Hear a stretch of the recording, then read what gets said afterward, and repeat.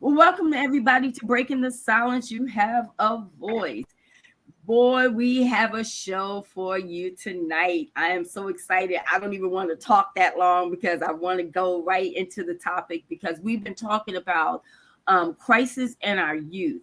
And so tonight we're going to be talking about discipline in our children. And I saw this segment and I shared it with my co-host tonight, and it was called Free Range and Strict Parenting. And they had some really good questions. So one of the questions that you'll see tonight will come from that segment. But I thought it was worth sharing because it really had different parenting perspectives on how we parent, even those who have parented, and some of the techniques, some of the things that maybe we've learned over the years. So we have different generations here, so we're going to talk about it tonight. I want to introduce my co-host before we get started. So want to welcome Dr. Yvonne Bennett, who, by the way, is my beautiful mom. And how you doing tonight, Dr. Bennett? I'm doing well. Anything new going on with you? Well, I'm looking forward to my annual women's tea that's coming up on May 20th. You are a phenomenal woman. All right. Well, have you talk about that in probably next week, because I want you to be able to tell everybody about it and Okay. let them know how to register and all of that good stuff. Okay. All right. And we have Joy. How you doing, Joy? I'm doing great. Can't complain. You don't have your sidekick here tonight, Reverend Jay, but tell us about your show. Yes, my brother and I, we have a podcast. It's Let's Talk About It with Rev Jay and Joy. It comes on every other Tuesday around 8:30 or 9 o'clock, depending on our schedules. Okay. It's a really good show. Y'all should check it out. Yes, we have a bunch of sometimes I get a chance to pop in when they have me and share my voice. And we have my beautiful daughter, Jennifer. How you doing tonight, Jen? Good. I'm ready. All right. And we have Chanel. How's it going, Chanel? It's going good. Thank you for having me. Well, thank you for coming on the show. And we have, last but not least, our only guy tonight. But we have this podcast that we're all a part of. And we always hit each other up and say, hey, anybody interested in joining the show? So Frank was nice enough to say, hey, count me in. So welcome, Frank. Tell us a little bit about you. Well, I am a former kindergarten teacher, and I taught early childhood in kindergarten in public and private school for 22 years, and now work at a baseball complex. That way I can stay around kids. And I'm also a children's book author. So I have a third book coming out this summer. And awesome. I'll be going in the fall to Africa on a literacy mission trip. So. Okay. Good. Awesome. Well, welcome to Breaking the Silence. We're glad that you're joining us tonight. So we're going to go ahead and get straight into our topic. So one of the things that I found interesting with the segment, and I hope everybody had a chance to watch the segment. You had some people that were like, yeah, I think time and place where you should spank your child, and some said no, I don't think so. And the one lady, she said that spankings originated from slavery. So I want to talk about spanking because it really, once I saw that, it made me really, really have to go back and dig into some things, because I was like, never thought about it that way. So I'm going to throw it out there. Is spanking good or is it not? Anybody? I'll take that. I think that spanking is a good disciplinary action. Now, I wouldn't suggest doing it while you're angry or anything of that sort, or your emotions are very heightened. But I believe that spankings are good. The Bible says, "Spare the rod, spoil the child." So I believe that in order to guide children, and I believe that spanking at a younger age, rearing them then is better than trying to, say, "Oh, I'm not going to spank them," and then at 16, then try to turn around and say, "Oh, well, I'm going to try to spank you now." So I think rearing them very early on in life, that way you don't have to worry about, fighting your child when they become teenagers and feel as though they have the strength or the height to actually challenge you physically. So. Okay, so when you say spare the rod, spoil the child, and we should not spank our children when we're angry, how many times I'm just keeping real. How many times have we not spanked our children when we're angry? Like, we spank our children during the moment. So when are we not angry? Because normally when a child does something, it irritates us that they did it, especially when they're young. And then the first thing we do is we grab them, we spank them. You need to stop doing it. When did we stop and breathe and say, you know what? Because we said timeout is not something that we do. So when did we get to the place where we stopped, we took a breather, we thought about it, and we didn't react right away? Because normally that's how spankings happen. Okay, let me take that one. So I made a commitment. Me and my husband, we said we were not going to be reactors. From what we have researched, most discipline, whether it's spanking, yelling, go to your room, you're grounded, whatever's being said is a reaction. And that's the worst type of punishment. All you're teaching them is it's okay to react to something that's happening, versus you want to show them. The first example of self-control is you. So we have actually, knock on wood, whatever you want to do, we've been very successful in, okay, first I got to check me first. I got to say, okay, breathe. Don't react so quickly.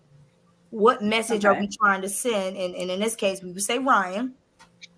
Now, I will say this. Can't spank baby Kyle. Huh? Can't spank baby Kyle. Yeah, can't spank baby Kyle. Yeah, he don't really understand what's going on. But I will say this. Spanking is good. Spanking is good. Okay. And I get the article about it being originated from slavery, but you got to really talk about which slavery. We're not just talking about African-American slavery. We're talking about even the Hebrews. And back when Pharaoh wouldn't let Moses people go, there was discipline and a physical and a corporal punishment there. But even in Times Magazine, they stand by. Yeah, I did some research. Spanking should only be applied in a willful, disobedient child. And when we say willful, meaning, okay, you have to know your child. And that's something, me and my mom on multiple occasions have talked about. You got to know who you are raising. There's a difference between, I don't know right from wrong, I need to be taught, and you probably need to do your job as a parent. And I have a willful child, and two ladies can vouch for, there's a willful person that's on this panel. I earned every spanking I got. None of them were unjust. In fact, I was begging for them. And so, but someone like my husband, he was not the child that you needed to spank. He was very compliant. Very much, if you told him to do it, he pretty much did it. You could talk to him, tell him you disappointed me. I don't care about your disappointment. I'm going to do what I want to do. So spanking is still important, but it should also be the last resort. It should be reserved, last resort, and reserved for the willfulness, if that makes any sense. Okay, so I have this question, Frank. I put on there preschool and school age children, since you worked with children in the school system, who have been spanked are more likely to develop anxiety and depression disorders, or have more difficulties engaging positively in school and skills of regulation, which we know are necessary to be successful in the educational setting. No, first of all, let me thank all of you all for using the word spank, because that sounds so much more polite than what happened to me as a child. I wish I got spanked. Is that what you said? Spanked? I wish I got spanked. I get it. I'm from a different generation. I had to bring my own switch. You know, anybody in the neighborhood could beat me. I'm sorry, spank me. Yeah, that's what I came from. It's interesting. We used to talk when on my team that no one could ever hear me raise my voice to a child. You never heard me yell at a child. You never heard me make comments like, "Oh, he needs a spanking." I never said that. 22 years of being with small children, and that those words never came out of my mouth. My son is 23. Never had to spank him. Now I got it like it was, a duty. And I got it from mom and dad. Yeah, I got it like it was a duty. And my father always, and he used to tell me that he never wanted to I'm not gonna say what he said. He never wanted to spank me out of anger. And he would always talk to me. And we had a conversation one day, and he said, he spanked me, and it was like 3 days after the incident. And I was confused because I was like, that was 3 days ago and you didn't do anything. So he said, yeah, but I told you I was going to get you, and I didn't want to let it slide. If I told you I'm going to get you, I'm going to get you. And it's fun. Now, we had a conversation about that. He's deceased now, but we had a conversation about that when I was older, when I was an adult. And I brought that up. And he said something to me that I don't think I've ever heard my father admit out loud. He said, you know what? I was wrong for that. And I wished I could have recorded that. I really wished I could have recorded that, because, and I said this to him, and in fairness to my parents and what they did, ain't never been in jail, ain't never been on drugs. I don't drink, I don't smoke, I don't use profanity. I'm in church every Sunday unless I'm at work. That's them. That's the upbringing. That's the upbringing. And I've tried to do the same or something similar to my son without the discipline measures that my parents used. But I can't say it was wrong. My mother has 4 children. Nobody's in jail. Nobody's on drugs. Most of us don't use profanity. Most of us don't partake of alcohol. And we're all in church on Sunday. That's my parents. That's the upbringing. And I'm gonna stop in just a second because I can talk forever. But I try to instill that in the kids that I taught, because I know they didn't come from the background I came from, and I understood it.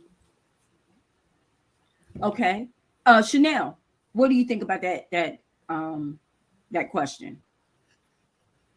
You have two children, right? Ooh. Yes. 6 and girls. So when my oldest was younger, I spanked. I'm not against spanking at all. I do agree with Joy. I think it is something that, if needed, it should be done when they're young, because then you're fighting a grown person when they're, 16, 17, and you're like, where did I go wrong? What did I do wrong? I always say you're not raising children, but you're raising future adults. Mm-hmm. And I say this everybody's in control of their emotions, actions. So with my oldest, she got spankings. It was just something that, when she did something wrong, I would spank. But what I realized is that she would go into a fight or flight response, which any human should go into when somebody is spanking you. That's just something that, is a response. So when I realized that, okay, it's having an adverse effect. It's not, I'm getting stressed out, calling off father who's not there, who's at work. And I'm like, you need to speak to your daughter because she has absolutely, lost her mind. It became, okay, we check ourselves. So what I started doing with her are breathing exercises. Mm-hmm. When she would get upset, or, emotional, or she did something that was not correct, not kind, not nice, I would nip it right then and there. What did we just do? What just happened here? And I would really break it down for her, where she could have done something different, as opposed to raising my hand, because I'm exhausted. I mean, at that point, I'm exhausted. I'm just like, you're throwing a temper tantrum. You're not being nice. You're doing all these different things. So now what I realized is that I start taking things away. We do the reward system. And if you want to do things, you will lose movie night. You'll lose trampoline park. You'll lose a day out in the park. You'll lose. And I knock on wood, like Jennifer.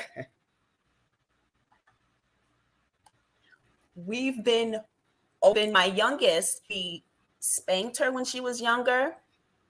She's not the one to respond to the spanking. She's very strong-willed.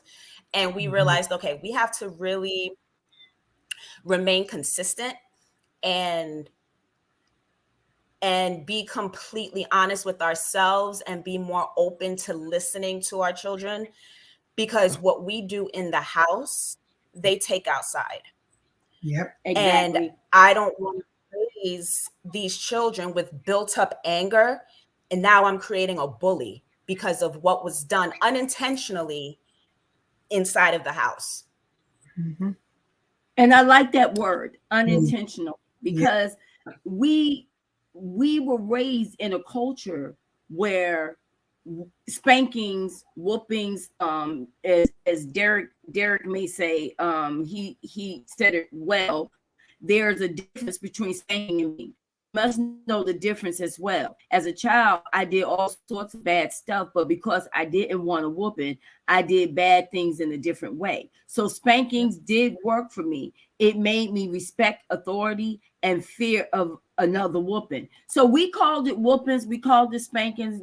Frank, I come from your world. I got whoopings. I got, but I can't fault my mom because I turned out to be, and my dad, because I turned out to be pretty cool kid, an adult. I think that was always everybody's intention.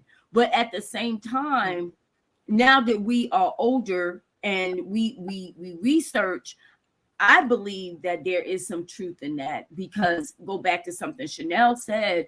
I think that at a certain point, even with my children, I'm not sure if the spankings worked with everybody. Now, Jennifer said that, her and her second brother needed a spanking, and that was probably true. But I had two that I didn't have to spank. So I think that it is depending on the child, but I also like the techniques of you stopping, you're teaching them to breathe, you're teaching them a different way, where I don't want to have to spank you in order to get you to behave. That is the last resort.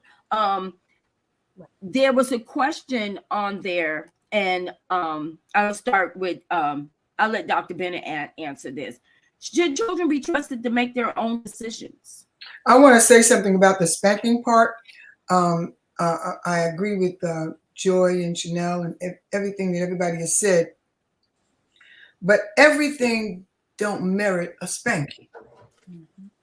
And we have to know, I mean, sometimes, and especially for working moms, if a mom is working or if she's not working and she's in the home and she has more than one child, she's already ribbed up about other stuff. So it's easy for a child to, do things that, a parent would say, I'm just going to spank you. You're not listening. You're not doing this. I like the reward system. I like I'm not saying that you shouldn't spank. I'm sure there are times when it's needed, but everything a child does don't merit a spanking. You need to weigh that out. You need to, I'm sorry. Go ahead. I'm sorry. You need to make a decision. Does this, because children, and it also depends on the child's age. Children 2.5, not even 3, their brain is not even fully developed. So they don't even understand everything that they're doing. So you may say, a parent may say, I've told you that. You have to listen. But to them, taking the toothpaste and squeezing it on the floor, does that really merit a spanking? I mean, you have to, I think you have to, because you don't want to plant seeds. And then something that was said about the home. Children are like sponges. They take in everything that's going on in the home. And as a counselor and a therapist, I'm in contact with this all the time, where the parents are bickering, arguing, and so forth and so on, calling each other names, cursing, and I'm telling you, it is out of control. So now what do you have? You have a child that has built up anger because the parents are angry. So they're going to do stuff. So you really need to, I think, sit down and talk to a child. And then the other thing is, after a certain age, when a child is doing certain things, you need to determine whether they're being disobedient or if there is something else wrong. Mm-hmm. So still the same article, the Times Magazine, it says spanking is only effective. Now think back on your childhood. If you have a calm, loving environment. Yeah. That is the only way they said spanking a child is actually effective. And everybody here, you pretty much have the same story. Your parent loved you. It was a calm environment. But for children, like you're saying, Dr. Yvonne, that you're experiencing turmoil, it's a lot of chaos going on. Yes, you're damaging your child. But if you're raising them, and I like what Chanel says, you have to self-evaluate. Look at yourself first as a parent and then decide, okay, is this a calm, loving home? So I'm going to tell you a quick story. We had to spank Ryan. Ryan went to school. This is this month. This is April. Just April. Ryan went to school and the school called and said, Ryan's at school cursing. So our first response was, well, maybe he heard a slip up somewhere. He might have said a D word, A word. Oh no. Ryan's saying cuss words that Samuel L. Jackson says. Ryan went hard. Matter of fact, me and my husband looked at each other and said, we don't even say these cuss words. And said them. If we saying them, it's a fight going on. It's a fist fight. And we asked Ryan, we said, why are you saying these? And he said, well, I heard my friend say them and it was cool. I said, well, these are bad words. Don't say these words. Try to let it slide. Called my mom. What did you say, Mom? Make them right 200 times. I will not say bad words. Okay. 200 times. I will not say bad words. Spanking. We ain't spank them. Educate them. These are really bad words. Do you hear us say these words? No. Okay, don't say these words. Ryan goes to school. Same month. Actually, same week. Won't tell people about his private parts. Dude, what are you doing? Oh, well, my friends thought it was cool. Okay, so now we're seeing a pattern. Your friend, anytime your friends think something's cool, it overrides whatever we're teaching you at home. So now little Ryan is getting ready to get taken off the honor roll because he has the grades, but his behavior, principals had enough. We had one more incident with Ryan. Right. Not only is Ryan talking about his private parts in the same setting, he's cursing again. And he's making combos. He's stringing them together again. Defiant. That's the key word I want to pull from this. You're being defiant. So guess what happened? Okay, you gonna get a spanking. We thought about it. We processed it. We said this is something that he just wants to do. He got a spanking. Ain't heard a peep out of Ryan. Ryan has now understood, if I am not important or more important than what your friends is trying to get you to do, then guess what? I'm gonna light you up. We tried to write in the 200 words. We took away the TV. We said, but see, once again, going back to knowing your child, I'm raising a defiant child. It's like looking in the mirror. I know that spirit. And you have to be willing to be honest at what you're looking at. There's going to be times, this ain't going to be the last spanking. There's going to be times where, and I could see it, he has almost like a standoff with us. Like, I'm gonna do it. But when we hit that, okay, get upstairs, or all of a sudden it's a game changer. You have to know your child. I know you said, Ladie Vee, 2 of your kids need a spanking. We can be honest. Did I not need spankings?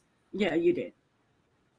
I needed it's something about a defiant child that might be where you need to go. And I want to chime in on that though, Jen. You know, and I can say this from a parent perspective. I say that yes, you did, and maybe your other sibling, we won't say which sibling that is, we know who he is. But when I look at it, I also think that I could have tried different techniques. And it was something that you had said the other day. I kind of deviated away from the spankings because I felt like they weren't being effective. But I also learned how to take away what you liked, you know, and Jen told the story, you know, one time I made her go to school because Jennifer's weakness was the vanity. It was way out of control. And so when I saw that her vanity was more important than her going to school and being obedient, well, then I have to change some things. Right. So Jennifer went to school with plaits in her hair, the old school plaits, you know, old school, just braid to the back. Yeah, I look like Miss Sealer. Color purple plaits. And I made her a uniform, and she had to wear it every day. She had to keep it clean. No cute clothes, just plain Jane Joy. She looked crazy. And the ugliest shoes that I could find. And she had to go to school like that. But it's something that she said, it taught her who was her friends, because these were the people she was trying to impress. So it taught her, because she said that her friends no longer wanted to be bothered with her because she wasn't cute. And so it was a lesson learned in that. It wasn't that I didn't love my child and I just wanted her to go to school looking crazy, because I want you to be beautiful, but I also want you to be graceful with it. And it was the same thing with my other children. I had to learn what their weaknesses were. I had to learn what to take away from them. And everybody wasn't the same. So now I'm going to go back to my question. Should children be trusted to make their own decisions? Anybody? It depends on the child. It depends on the age of that child. But even smaller children, I think you should teach them about choices. You know, certain things, that because children do like certain things. So, but it depends on what age you're talking about when you make that when you put that question out there. What age are we talking about? Well, we were taught to eat. Okay, we were taught eat your food. I put it on your plate. You don't eat it. Right. Then you don't get anything. Now, right. What if I don't like it? what I had does a child have right to say I don't care for, or I don't like Brussels sprouts? I don't like, because we were forced to eat what we didn't like because it seemed like it was the right thing to do. I did it. My parents did it. But if you don't like it, you don't like it. Should a child have a right to say, I don't like it? I'm not too sure if I would go along with a child saying they don't like it, especially if they haven't tried it. Tried it. You know, if they haven't tried it, how do you know you Well, don't? they tried it and they don't like it. Well, You want them to wear red and they don't like red. wait, I'm gonna do like Jennifer. I'm gonna tell you a quick story. Okay, we had lamb chops. You know how expensive lamb chops were back in the day? I mean, the ones with the meat on it like this and the bone. So it was Yvonne, Raquel, my husband, and myself. And Yvonne came in and said, I don't eat pork. I'm Muslim. We said, okay, no problem. All she did was look at it. And she said, I'm Muslim. I don't eat pork. We said, no problem. I split the lamb chops up between my husband, Raquel, and myself. And then she came and said, is that pork? I said, no, it's lamb. Why didn't you tell me? I said, the next time you decide not to eat something, you should know what it is. And she learned from that. She never, ever said it again. Never. She ate the pork, the beef, the lamb, the chitlins, anything. So when it comes to children, sometimes they can look at things and say, you know, I don't like that. I don't like that. But you're going to taste it in my house. You're going to taste it. Now, the other thing is you can make that choice, but I will not double up, because I had a child from church years ago, a little Spanish child. He would love to come to our church, come to our home after church. And he would sit down and he told me point blank, I don't eat nothing green. I said, not a problem. When I put the chicken on the plate and the rice or the potato, he said, could I have another piece of chicken? I said, no. I said, because the green took the place of the chicken. And he looked at me, he said, I can't have another piece of chicken because this is not enough. I said, we eat green, starch, and meat. So you can't double up. So if you made that choice, that's fine. It's not a problem. But okay. But then we're creating a cultural we're creating something in our children then that says that I am going to force you to like what I like instead of allowing you to have your own choices. So go back to my question. Wait a minute. If I want you to wear red, but you don't want to wear red, why should I force you to wear red? When do we get to the place where we like, should we not take our children shopping and let them decide what they like? I think so. So it's the same thing. What if they don't like milk? What if they don't like juice? What if they don't? We can find other things that they may like, but should we not give them choices?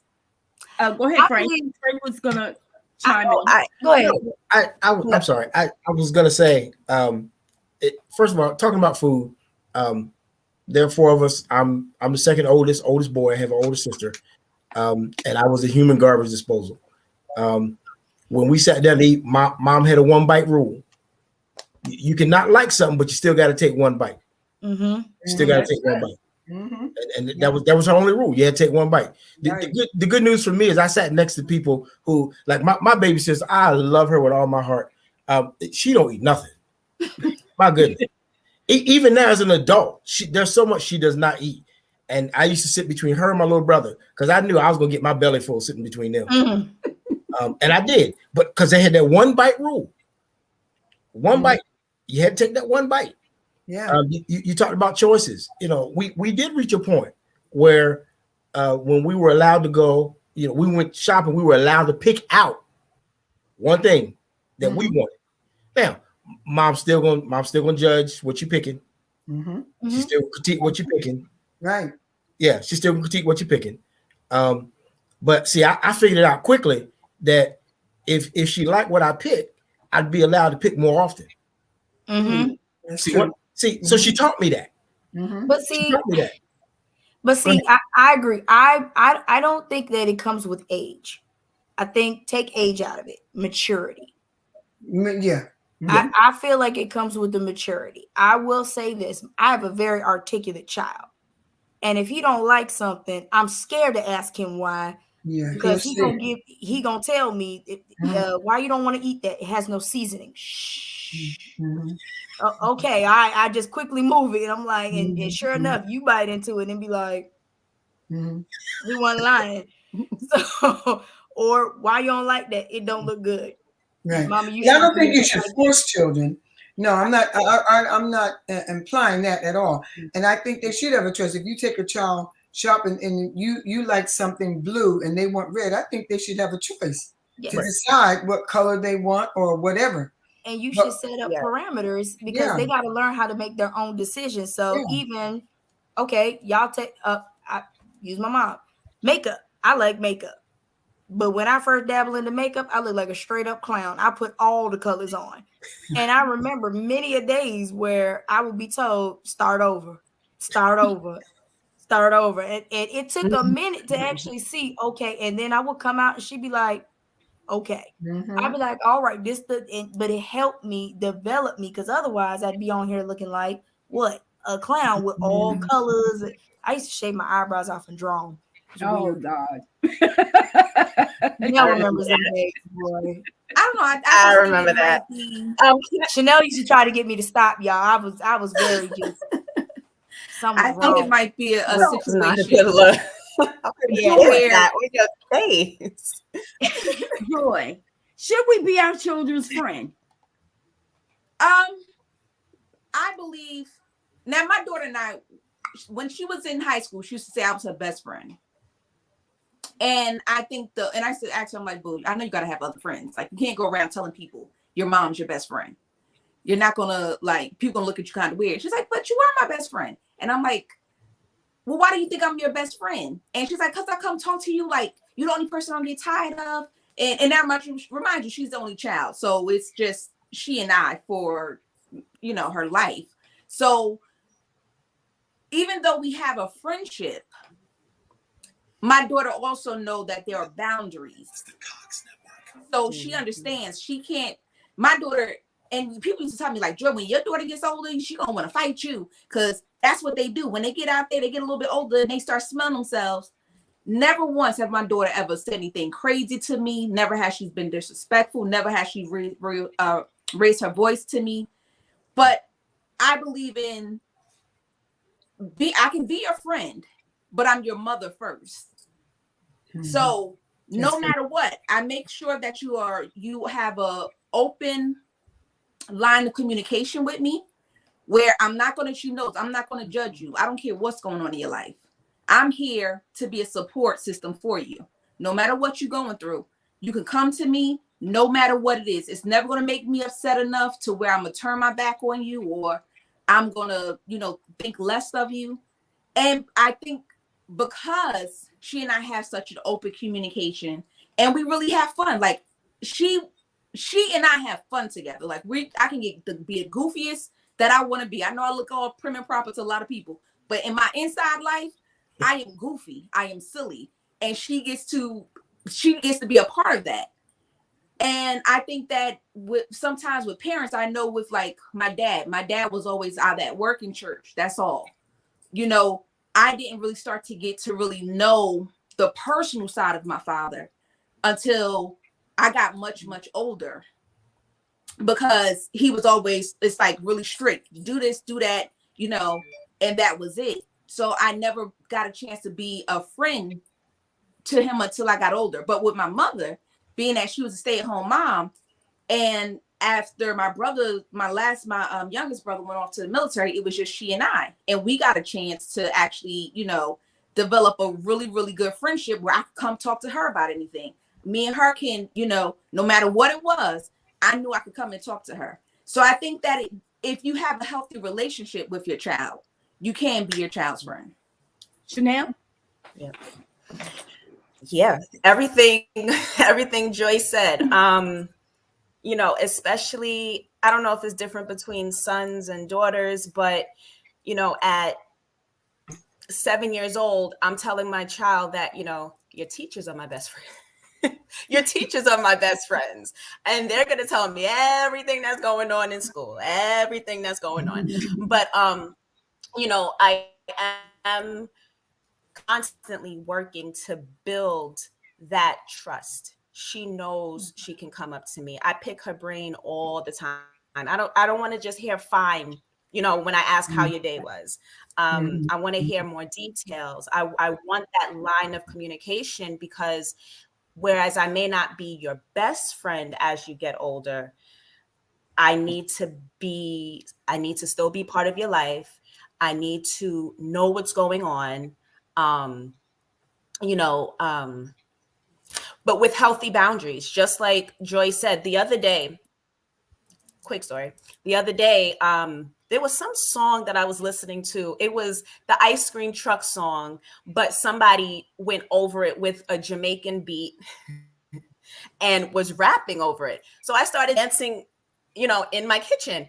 And my youngest one, my 6-year-old, took out bubbles and started blowing the bubbles around me while I'm dancing. That's our goofy side. That's what we do when we're together. You know, we get silly, we have fun together.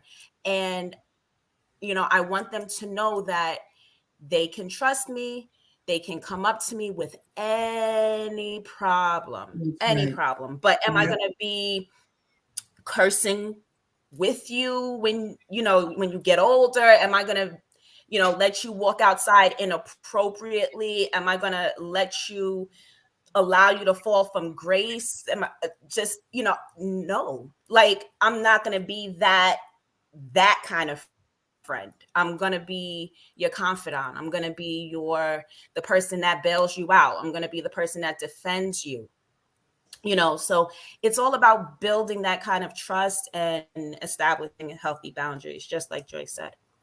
Right. And I like that, because I think that one of the things that I found, you know, and I'm guilty of it. I said it to Jennifer one time. I said, you know, I'm not your friend. I'm your parent.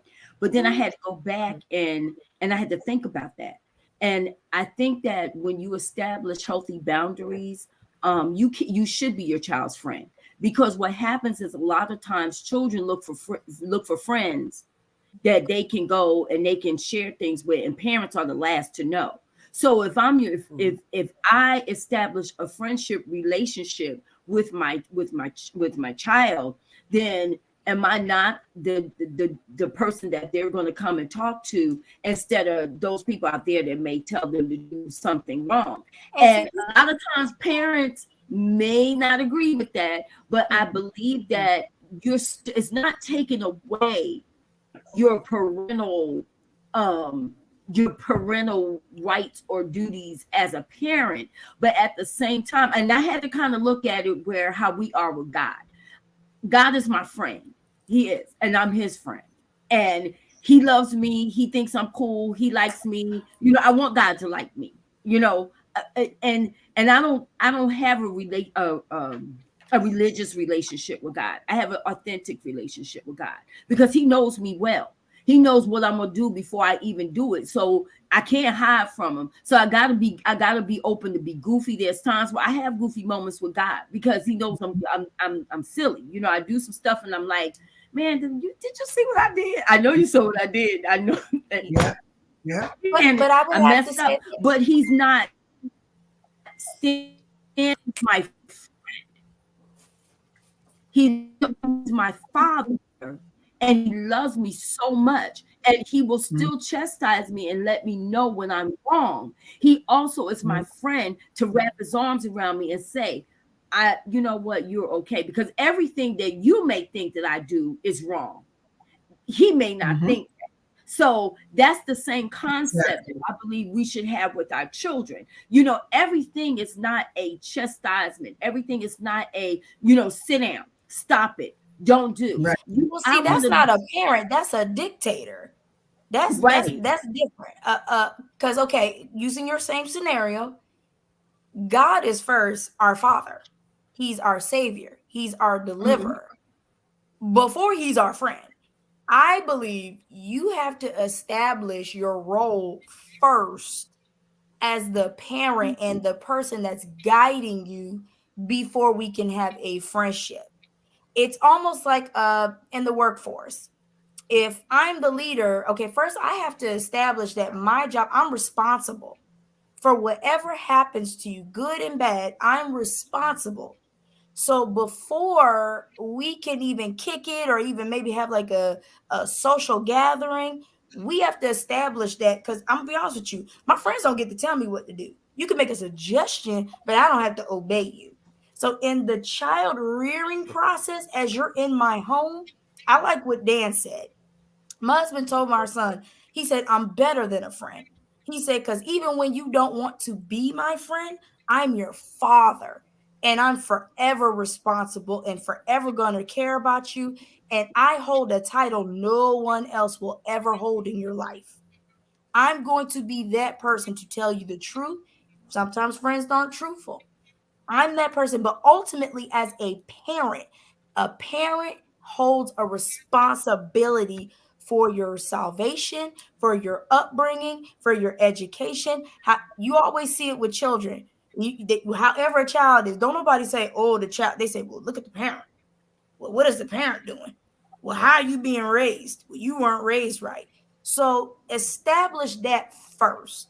One of the things, and you said it to me as a child, but I love that because growing up, I didn't need a friend. I had many of friends.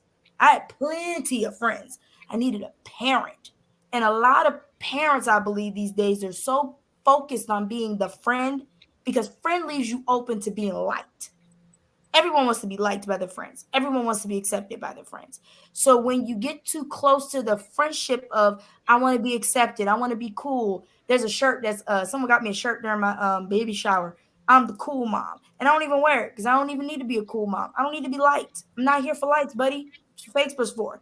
I'm here to guide you, direct you, because at the end of the day, I got to answer to God for you and what I've done wrong. And right, Jen. But look at it like this, Jen. I kind of think that it could be both. I agree to a certain, because it's something I just read. Not while you're raising them. When they get to be teenage, okay, because I'm gonna be honest with you. Studies say once your child hits 15, whatever you did or did not do is over. 15. But I think that you can bring a balance to it. I was telling Jen about this show, The Courtship of Eddie's Father. And I thought that was a pretty cool show because he got to hang out with his dad, and his dad, he was a single dad, and he got to talk to his dad, and his dad was his buddy, but his dad was his father at the same time. You know, I can recall times as a child growing up where I could say, you know, my mom was cool. She disciplined me, but at the same time, you know, we had our silly moments, you know, and she let me be silly. I grew, they were young. So, you know, they had their silly moments, but I wanted to like my mom and my dad. You know, I thought it was important to like my parents, and I wanted them to like me. You know, so it was times where I can remember so many silly moments that we had in the house that, you know, I remember when Mom and we would take my grandmother to the mall every Saturday. But we kind of established some we time before we did that. And we would go and we found this place in the mall, we get the croissants, remember, Mom? Mm-hmm. And that would be our time. You know, we would be like, okay, we're not going to take her.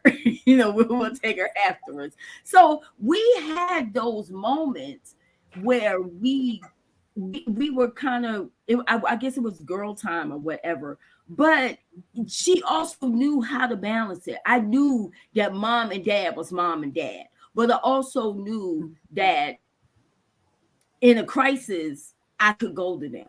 And there were times where there were some pretty tough questions, you know, because I wasn't the perfect kid. You know, there was times where I did some things that was really over the top, but when asked, I could tell them, because I also trusted them as not as just as my parent, but as a friend, that I could go to them and I could say, okay, I messed up. I did this. And, wasn't that they were going to judge me, but they were going to let me know this, okay, let's talk this out. Let's walk this out. So I don't think that it's bad to be your child's friend, but it's something Derek said, you got to also know the medium, the middle ground to it. We can't be on TikTok twerking, we can't be on social media and we clowning. Why not? That's what I do with my friend.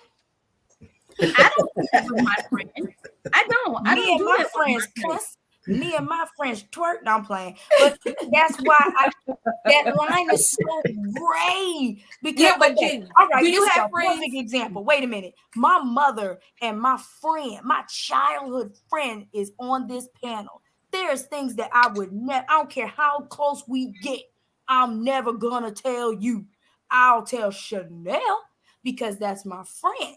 But here's the thing. There's things that I wouldn't go to Chanel for guidance on because she's my friend and I need a parent. I need guidance. I need nurturing. I need someone to help me grow up.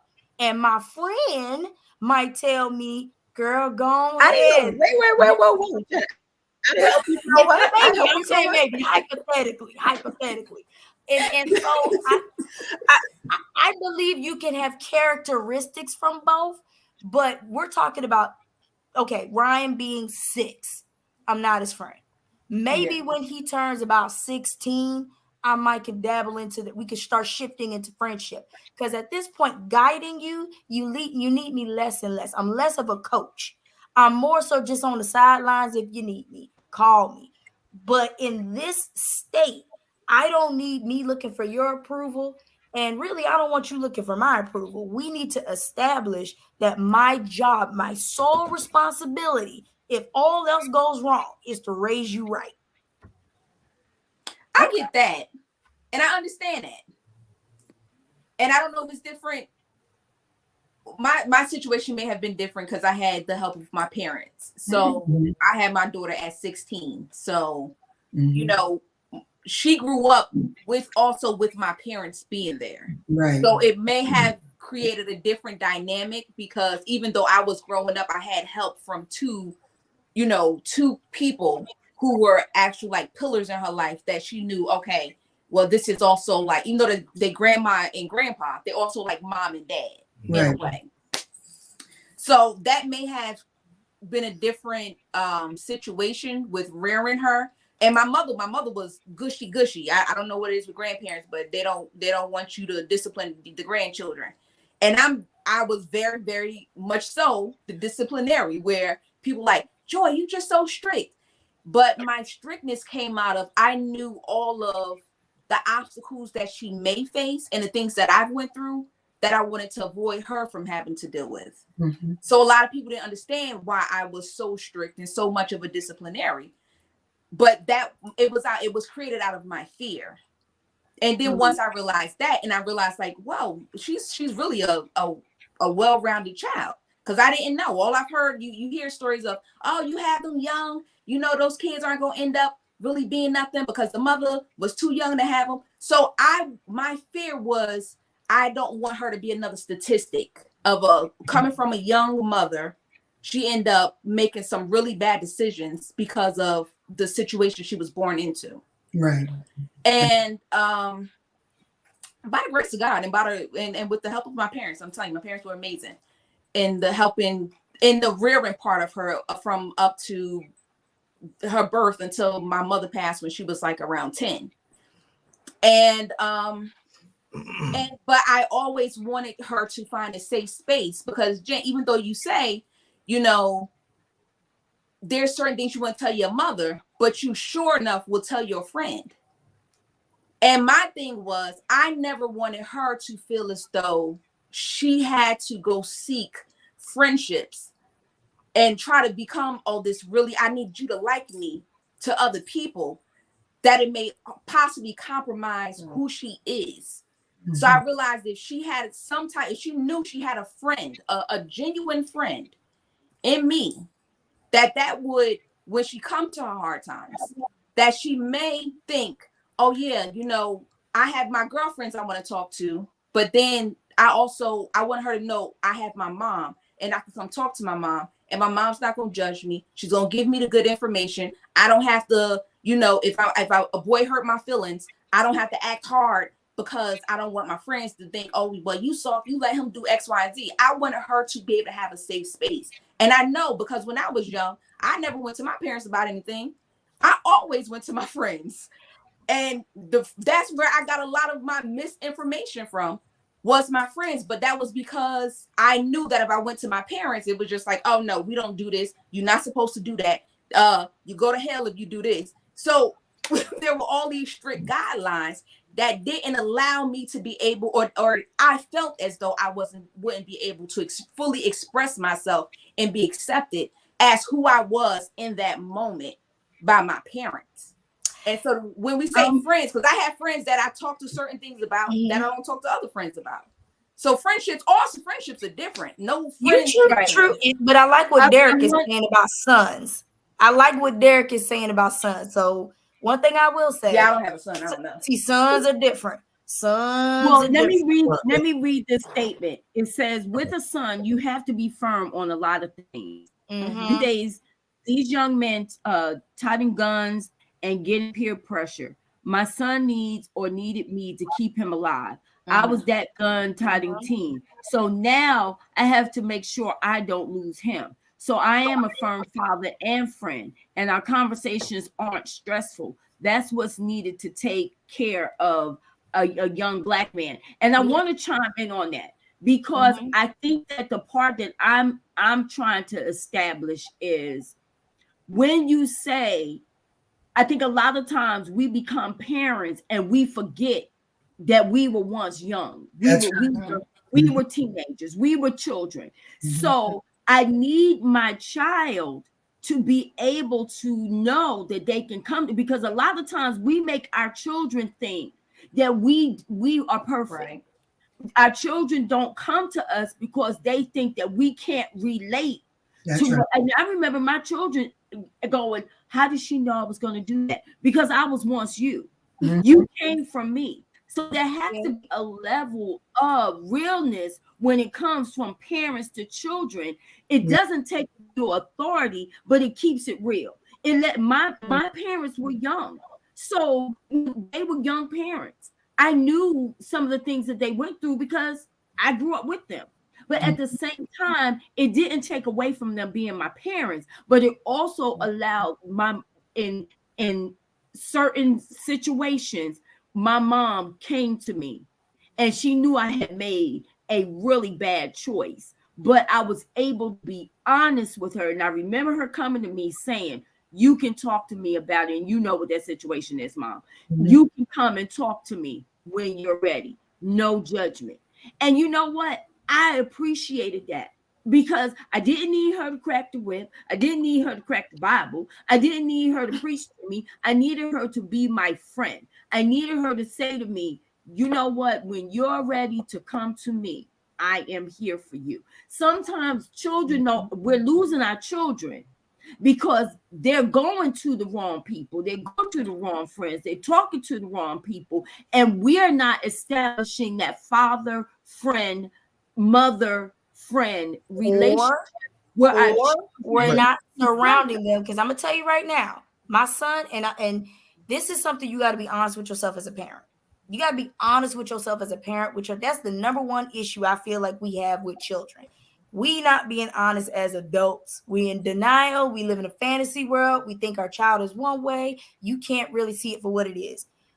I can speak for Ryan. I can't speak for Kyle right now. My son will never come to me. I've just accepted it.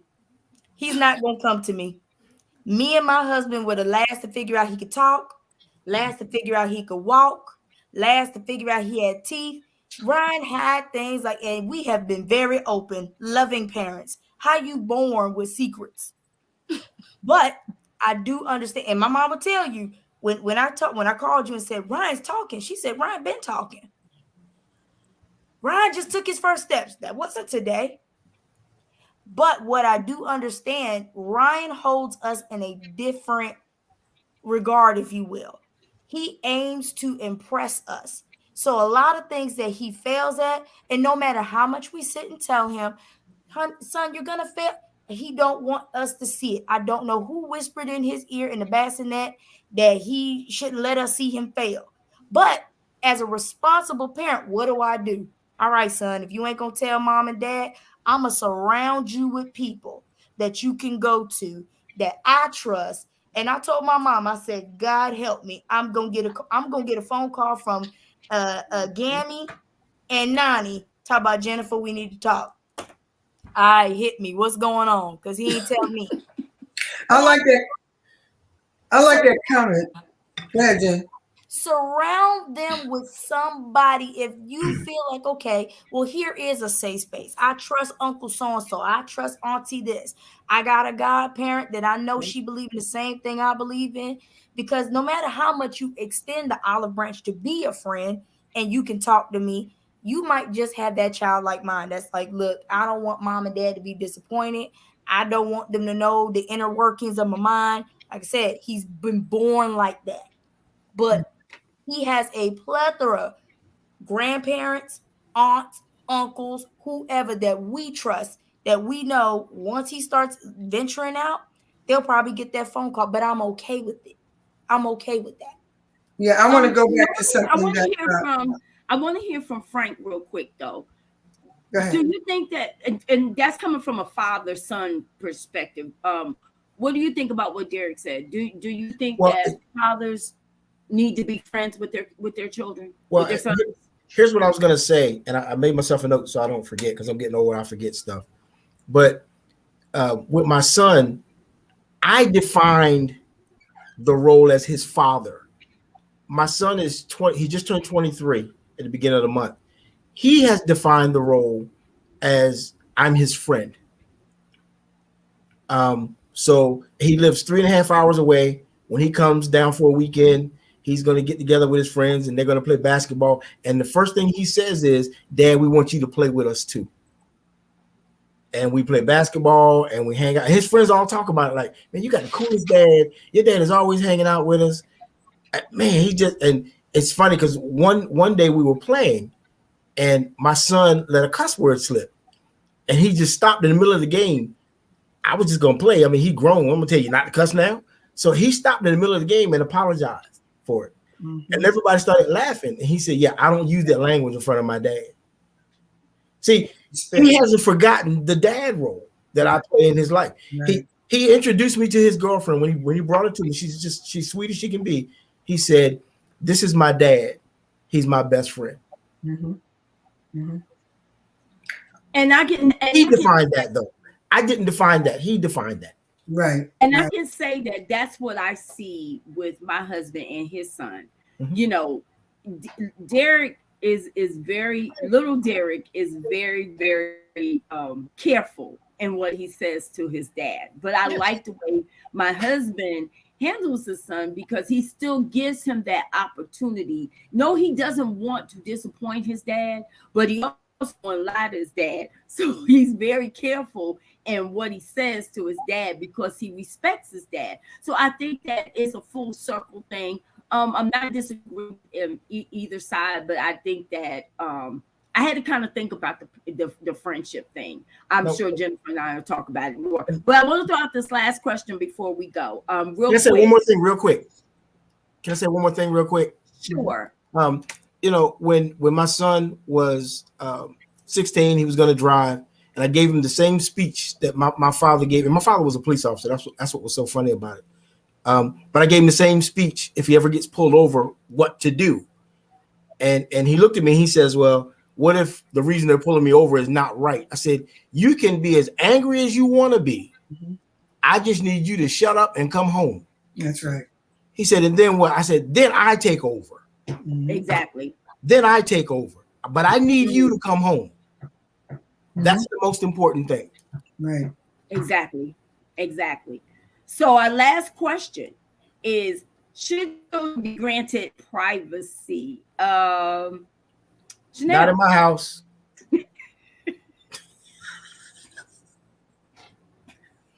when he gets his own house, he can have all the privacy he wants. I'm with Frank on that one. Under my roof, and I pay bills.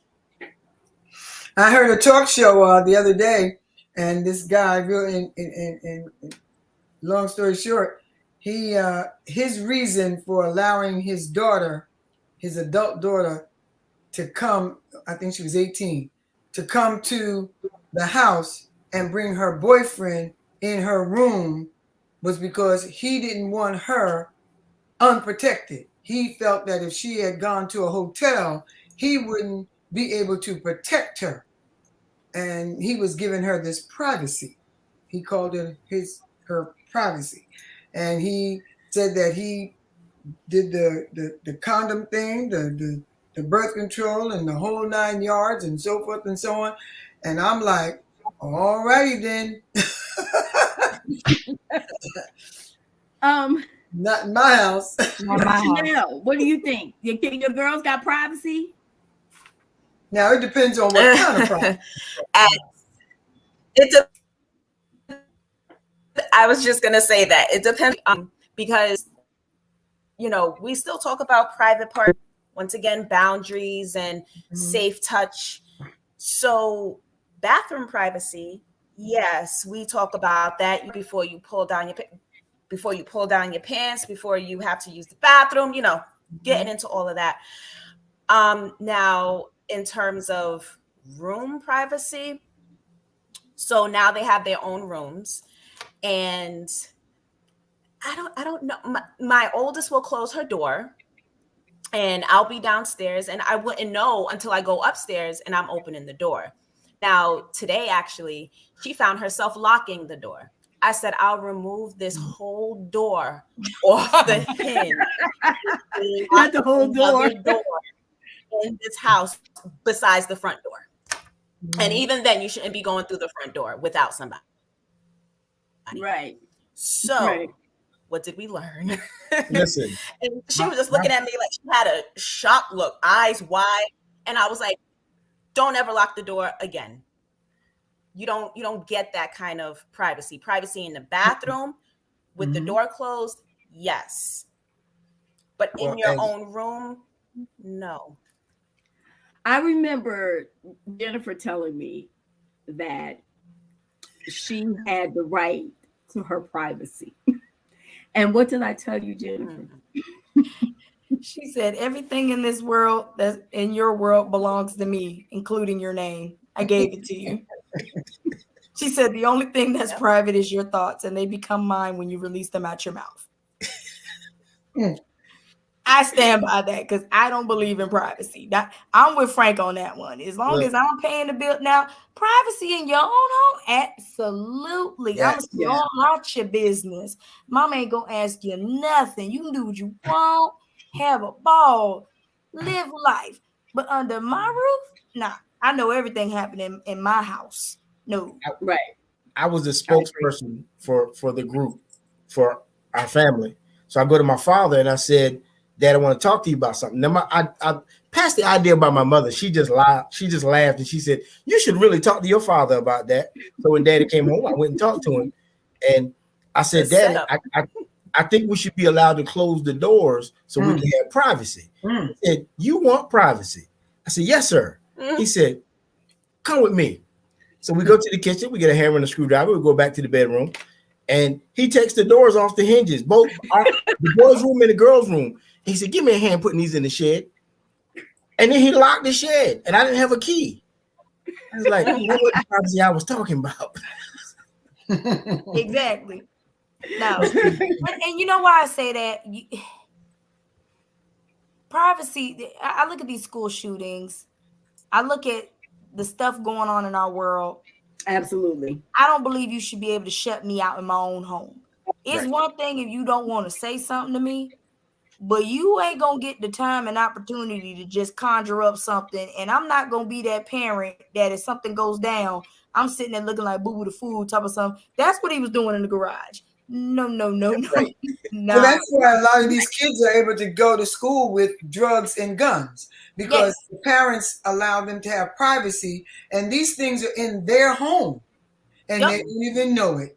Right. And you're not gonna have the DEA and everything else come up in my house, find something, and I'm looking really silly. Talk about something. Where did this come? I don't know. Guilty by it being in our house. No, as long as I pay the mortgage here and you live here, no, sir. No. You can seek privacy at a different address. Yeah. Yeah. Yep. Well, I want to give final thoughts because we are way over. So, final thoughts, Dr. Bennett. My final thoughts would be to train up a child in the way he should go. Hey, And when he gets older, he won't depart from it.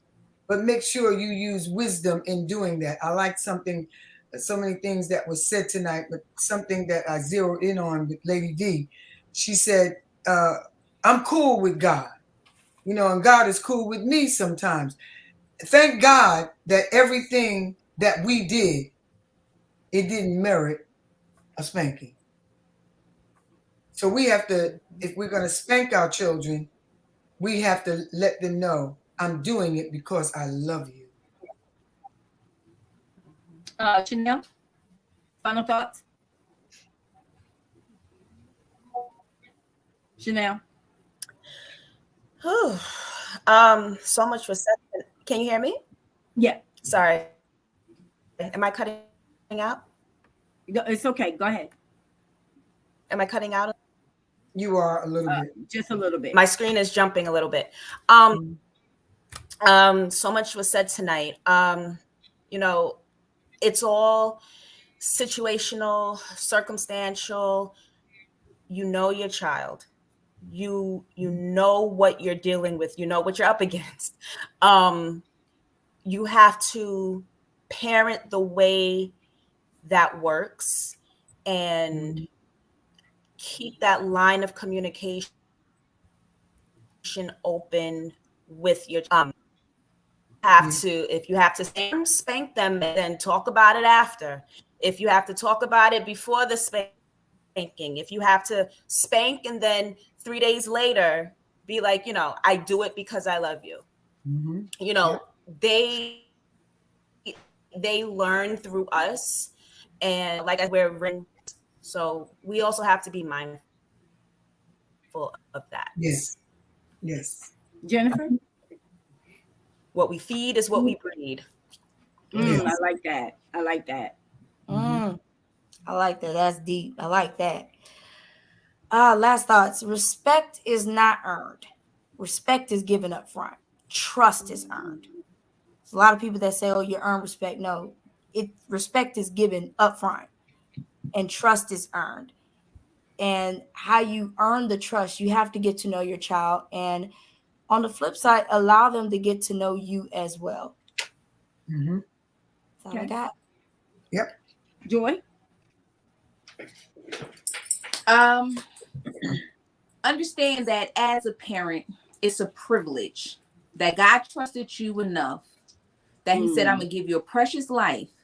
And you have to understand everything that you do, everything that you say, everything that you show is going to be a part of the development of this child. Yes. So I want every parent to make sure that you make conscious decisions with your child. Every child is different. I understand every child there's not a one way to raise a perfect child.